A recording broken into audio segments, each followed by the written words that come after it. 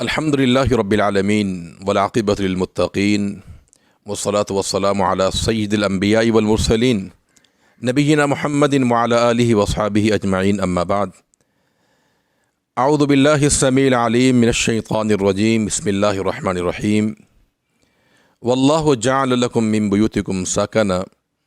اللہ تعالیٰ کا ارشاد ہے کہ اللہ نے تمہارے لیے تمہارے گھروں کو جائے سکون بنایا ہے، رہنے کی جگہ بنایا ہے۔ اللہ تعالیٰ کی انسان پر بے شمار نعمتیں ہیں، ان نعمتوں میں سے ایک بڑی نعمت انسان کا گھر بھی ہے۔ جس شخص کو گھر کی نعمت حاصل ہو جائے اور چار دیواری اسے حاصل ہو جائے، یہ اللہ تعالیٰ کی بہت بڑی نعمت ہے۔ اس نعمت کی قدر ان لوگوں سے پوچھی جائے جو راتیں فٹ باتھوں پہ صرف کر گزارتے ہیں یا اسٹیشنوں پر یا پارکوں میں گزارتے ہیں، ان سے پوچھیں کہ اپنے گھر کی کیا اہمیت ہوتی ہے۔ تو گھر اللہ تعالیٰ کی بہت بڑی نعمت ہے، اس کی قدر کرنی چاہیے۔ ہم سب کی ذمہ داری بنتی ہے کہ جسے اللہ تعالیٰ یہ نعمت عطا فرمائے تو اس سے اپنے گھر کو پاکیزہ اور صاف ستھرا رکھنا چاہیے۔ ایک مسلم اور کافر کے گھر میں نمایاں فرق ہونا چاہیے۔ مسلمان کے گھر کی چار دیواری بے حیائی سے، فحاشی سے بالکل صاف اور پاک ہونی چاہیے۔ نبی کریم صلی اللہ علیہ وسلم سے یہ بات ثابت ہے کہ آپ صلی اللہ علیہ وسلم فتنوں کے حوالے سے آپ نے یہ بات ارشاد فرمائی تھی کہ فتنوں کے زمانے میں انسان کو اپنے گھر کی چار دیواری میں رہنا چاہیے، چونکہ فتنوں کے زمانے میں بہترین بچاؤ فتنوں سے انسان کا اپنا گھر ہوا کرتا ہے۔ بلکہ جب انسان باہر کی دنیا میں پریشان ہوتا ہے تو اس سے راحت و سکون اسے گھر میں ہی ملتا ہے۔ نبی کریم صلی اللہ علیہ وسلم پر جب پہلی وحی آئی تھی غار حرا میں تو آپ پر گھبراہٹ اور پریشانی کے آثار تھے، تو آپ اس حالت میں، اس گھبراہٹ میں اپنے گھر میں گئے اور خدیجہ رضی اللہ تعالی عنہا سے اللہ کے پیغمبر نے وہ پورا واقعہ سنایا جو غار حرا میں آپ سے پیش آیا تھا۔ تو اس سے بات معلوم ہوتی ہے کہ انسان کے لیے امن اور سکون کا گھر، سکون کی جگہ اس کا اپنا گھر ہوا کرتا ہے۔ تو لہذا اس نعمت کی قدر کیجیے اور اس کو اسلامی بنانے کی پوری کوشش کریں، کیونکہ اللہ تعالیٰ کی نعمت ہے اور اس نعمت کی قدر دانی اسی طرح ہوگی کہ اللہ تعالیٰ کی اس نعمت کا جو حق ہے، اس کا جو تقاضا ہے وہ ادا کیا جائے۔ آج کے درس میں ہم کچھ اصول بیان کریں گے جن کو اپنا کر ہم اپنے گھروں کو اسلامی گھر بنا سکتے ہیں۔ مثلاً پہلا اصول یہ ہے کہ انسان جب بھی گھر میں داخل ہو اسے دعا پڑھ کے داخل ہونا چاہیے۔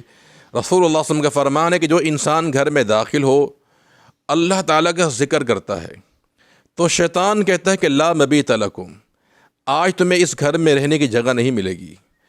اور جب انسان کھانا کھاتا ہے اور اللہ کا نام لے کے کھاتا ہے تو شیطان پھر کہتا ہے شیطانوں سے کہ آج تمہیں یہاں کھانا بھی نہیں ملے گا۔ تو لہذا جب بھی انسان گھر میں داخل ہو یا گھر سے نکلے اسے اللہ تعالیٰ کا ذکر کرنا چاہیے اور دعا پڑھنی چاہیے۔ دوسری چیز، گھر کو اسلامی بنانے کے لیے انسان جب گھر میں داخل ہو اسے اپنے گھر والوں کو سلام کہنا چاہیے۔ اگر ایک انسان گھر میں داخل ہو اور اس کے پاس اچھے اچھے پھل موجود نہ ہو تو کوئی حرج نہیں ہے، لیکن انسان جب گھر میں داخل ہو اسے اپنے گھر والوں کو سلام کہنا چاہیے۔ یعنی پھل لے جانا یہ اتنا ضروری نہیں ہے جتنا زیادہ ضروری سلام کرنا ہے۔ آپ اپنے گھروں کو اسلامی بنائیے کہ جب آپ گھر میں داخل ہوں تو سلام کہہ کے گھر میں داخل ہوں۔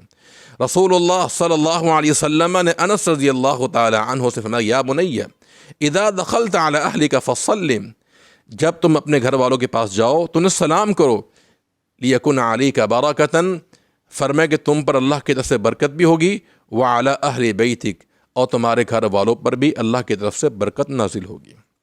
یہ دوسرا اصول ہے کہ گھر میں سلام کہہ کے آپ داخل ہوں۔ بچوں کو تعلیم بھی دیں، عورتوں کو بھی تعلیم دیں، خود بھی اس پہ آپ عمل کریں۔ اور قرآن مجید میں اللہ نے سورۃ النور میں حکم دیا کہ فَإِذَا دَخَلْتُمْ بُيُوتًا فَسَلِّمُوا عَلَىٰ أَنفُسِكُمْ تَحِيَّةً مِّنْ عِندِ اللَّهِ مُبَارَكَةً طَيِّبَةً، جب تم گھروں میں داخل ہوں سلام کیا کرو، یہ اللہ کی طرف سے مبارک عمل ہے اور طیب عمل ہے۔ تیسرا اصول اپنے گھروں کو اسلامی بنانے کے لیے کہ گھروں میں نوافل، نفل نمازوں کا اہتمام کیا جائے۔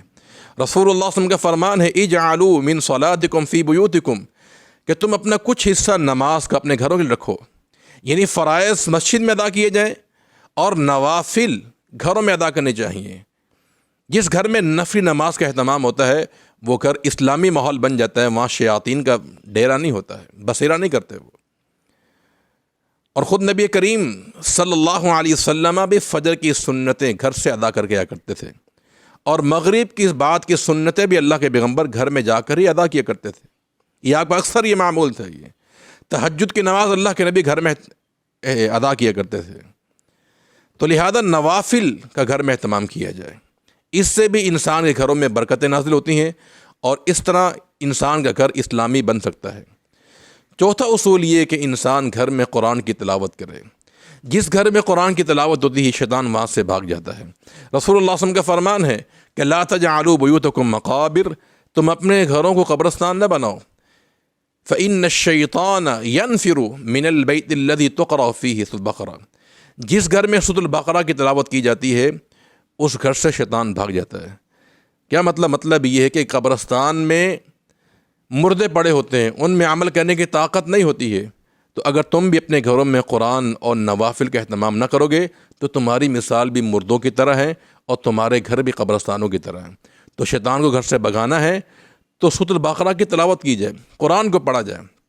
بہت سی عورتیں سسرال میں آ کر اچھی زندگی نہیں گزار پاتی ہیں، اس کی مین وجہ یہی ہے کہ آج ہمارے گھروں کے اندر نہ تو قرآن پڑھنے کا اہتمام ہوتا ہے، اور نہ ہی گھروں میں خواتین فرائض ادا کرتی ہیں، اور نہ ہی نوافل کا اہتمام ہوتا ہے، جس کی وجہ سے آج ہمارے گھروں میں نحوستیں اور برکتیں ہیں۔ اگر ہم اپنے گھروں کو اسلامی بنانا چاہتے ہیں تو ان 4 اصولوں پر عمل کیا جائے۔ اللہ تعالی ہمیں ان اصولوں پر عمل کرنے کی توفیق عطا فرما دے۔ السلام علیکم ورحمۃ اللہ وبرکاتہ۔